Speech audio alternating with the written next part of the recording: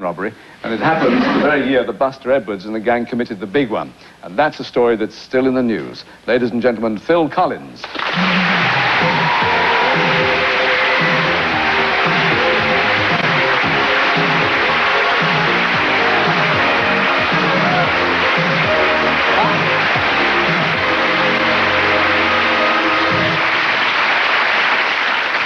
Welcome back, Phil. Quite a week then. I mean, she would... Really? What was this? Let me remind those... some people might just have come back from holiday. You invited the royal couple to the premiere of Buster, and you had to uninvite them. Was that your own decision? Yes, I got back on Sunday night from holiday, and promptly went white as a sheet, you know. I read all the papers, the things that had been in the newspapers, and just decided that really it had probably gone far enough, you know. It made it very uncomfortable for everybody. So... the next day, myself and the director and producer of the film, we sat down and wrote out a sort of a letter suggesting that they didn't come, so... Do you think it was a relief for them? It was a relief for everybody, probably. Mm. Were you astounded by the reaction? A little bit disappointed, a little bit angry that people... I understand some of the reaction, you know, I mean, it's... but maybe it was blown out of all proportion, because I think a lot of... Well, most of the people, 75, 80% of the people that were writing about it, had not seen the film. And the film could have been shown, could have shown a certain side of the thing, which would have been very distasteful to have the royal couple at. But the way the film is treated, the way the story is treated in the film, sorry, is, you know, it is a moral story. And well, I've seen it, and to me, it's a lot of fuss about nothing. I mean, it's the story of these guys who commit a crime, they get caught, they do it, they bungle it anyway. Take a check, Michael? Well, yeah. Don't put it in the post, though. That's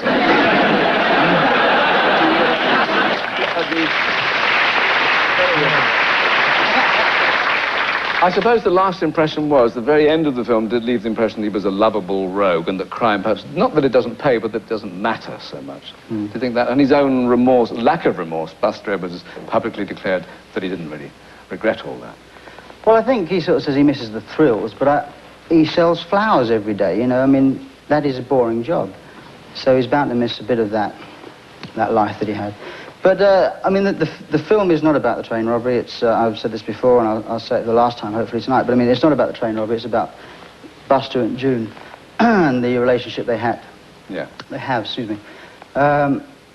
They've been married for 35 years now. So. Still together? Oh, yes. More together than I am.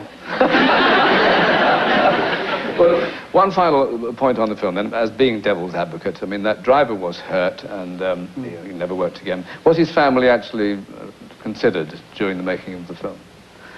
Well, we did say we wouldn't bypass the issue, because you can't, really, because, you know, you're showing this event, and it's part of the event. But, and we do show the actual kosh.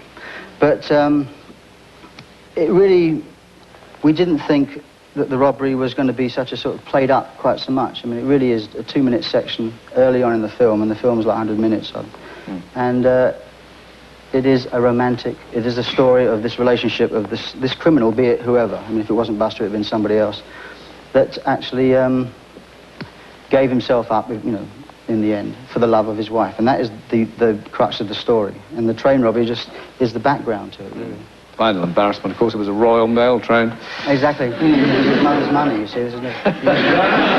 No, your own performance in that is very, very confident, and I suppose you and Bob Hoskins will be fighting out the same kind of parts from now on. Well, it would be nice. I would like to do more. I mean, when I read the script, I kind of felt that it would be something I could do. And obviously, when I do another one, and I would like to do another one, I would obviously try and do something that's very different, because I did The Artful Dodger. The things I've enjoyed most have been The Artful Dodger, the Miami Vice, when I played a spiv, sort of stroke con man, and this. And this isn't really me, you know. This is...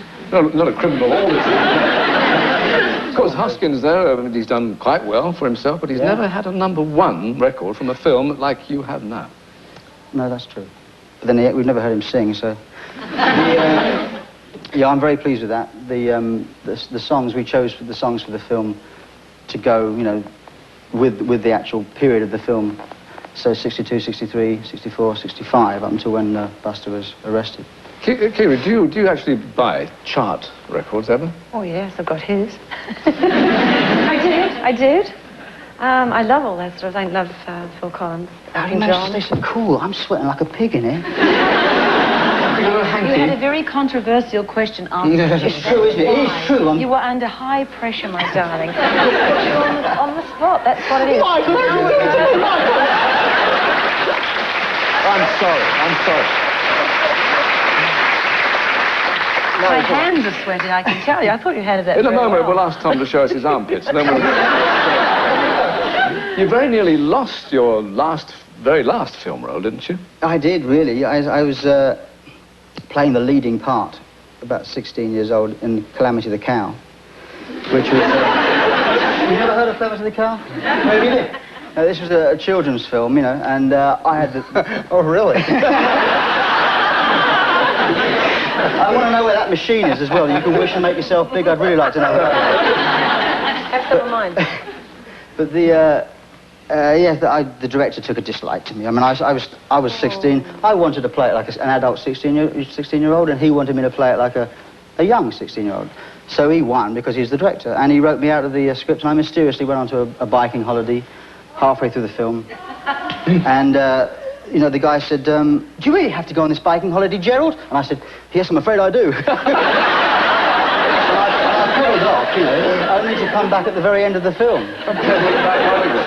Oh, dusty. That was terrific. Did you enjoy that? Yes, it was tremendous. Well, arguing with directors, have you tried that on, Tom?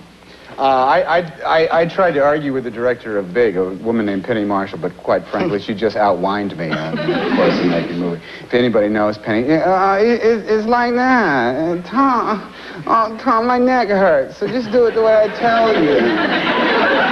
You're not a 12-year-old. I suppose in opera, of course, it's the director who gets fired, isn't it? Oh, no. We get a lot of other people fired before the director. They're quite powerful. The tenor comes first, along pretty strongly with a very good conductor. Next comes the director, and then there's the soprano. We miss out a long way. It all depends on your production, though, of course.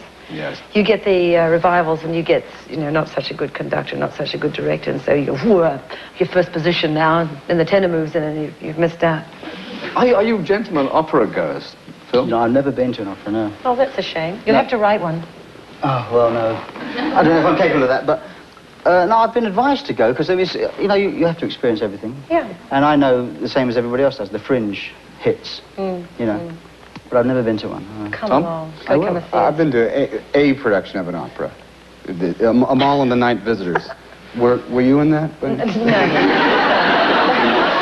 It was when we were kids in school. They took us to the opera, and Amal and the Night Visitors is a little short opera about the gift of the Magi, the three Magi. I think it's very, very unfair. We go to all this stuff, all your stuff, sure. and you don't come to any of ours. Well, I tried to get I think tickets that's for that unfair. long 4-kilometer-mile train, but all the You were out rooms there were too. booked, so we couldn't get to the... Did you all have a clear idea of what you wanted to be when you were kids? Well, I did, yeah. I bypassed the train driver stage and the policeman stage and just went straight to the drums, you know. It was before I could really play the drums. I mean, well, after I could play the drums, but before I could do it professionally, there was the posing in front of the mirror with the tennis rackets and cricket bats and things, which I did quite well. Who were you being? Well, I used to have a couple of friends of mine that we used to do it together, and one of us would be John and one of us would be Paul, and if you were the third one that lost, you'd be Ringo, you know. Seat, you know. Because I can't do that anymore, but. You know. Kiri, you always wanted to sing? I had to sing. That's all I could do. That's the only decent thing I could do. But I think what I should have been was an engineer. I didn't expect that answer. No, I know you didn't do. I thought I'd just throw that in because I think I would have been better at fixing things and doing engineering things. Are you practical? Yeah, very practical. Yeah. You do things at home? Yes, I try. They fail, but I try. Wow, what a girl. And what about you, Tom? I wanted to be that voice in the night on the radio. I want to be, okay, it's a little after 2. You missed. We got a request on our request line. We got a couple of great anesthesiologists out there. Want to hear an opera. Don Giovanni, I'll see if I can get that for you. Coming up some Dave Clark 5, a little late. Little Dave Genesis for you. I'll be with you till 6 in the morning. I thought that was the most romantic kind of job in the world to have. I wanted to be Hopalong Cassidy or Flash Gordon. No Calamity the Cow there for you? I was a big boy when that came out. Was it really called Calamity the Cow? Was, yeah. I actually went into a cinema, Saturday morning pictures. We used to have Saturday morning pictures when, for 2 hours, kids would beat each other up instead of watching the cinema. But, and they'd throw, ice creams at each other and stuff. And there'd be Batman and Superman and Flash Gordon and an episode of Calamity the Cow. Will Phil Collins go on his bicycling holiday? That kind of thing. But this boy had a paradise childhood. Your mother had a toy shop, didn't she? Wow. Well, she managed it. And it's funny, I don't remember ever buying anything from it. I mean, I never took anything either, but I used to play with stuff when it came in. Great collection of stuff, did you have? Yeah, I guess I did have it at home. I remember the train set, which you talked about earlier. I only remember that, but now I collect old tin toys, clockwork tin toys, and train sets? I have a train set. I have a great train set in my cellar. We cleaned out the cellar. When the Genesis tour finished last July, I said, I've got to get away from music for just a little while, and I get a hobby. I didn't have a hobby, never had a hobby. So I thought I'd try this.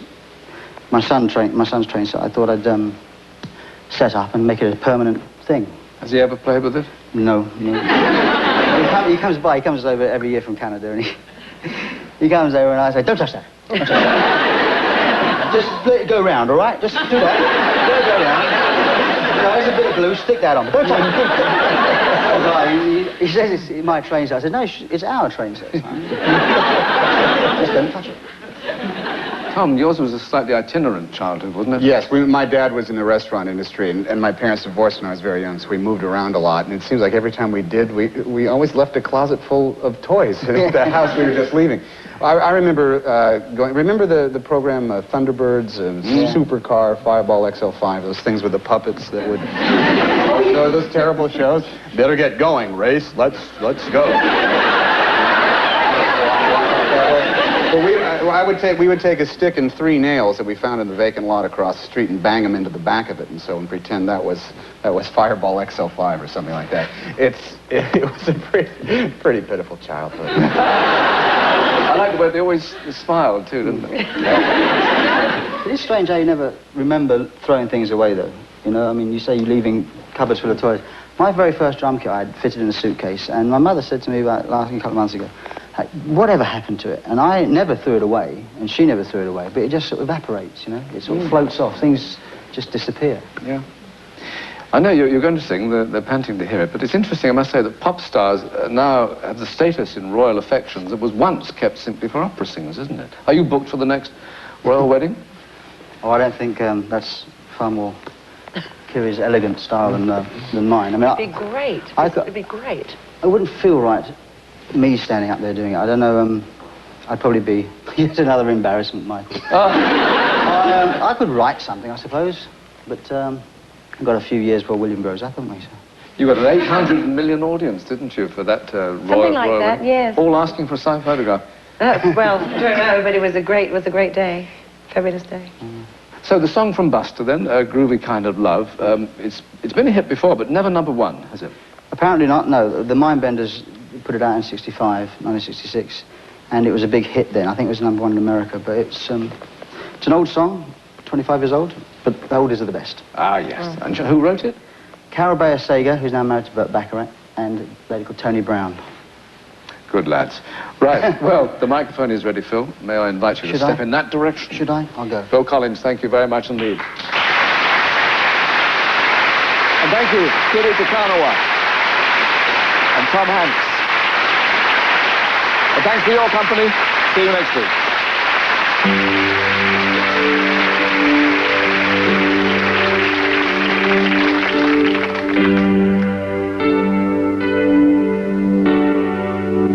When I'm feeling blue, all I have to do is take a look at you. Then I'm not so blue. When you're close to me, I can feel your heartbeat. I can hear you breathing in my ear. Wouldn't you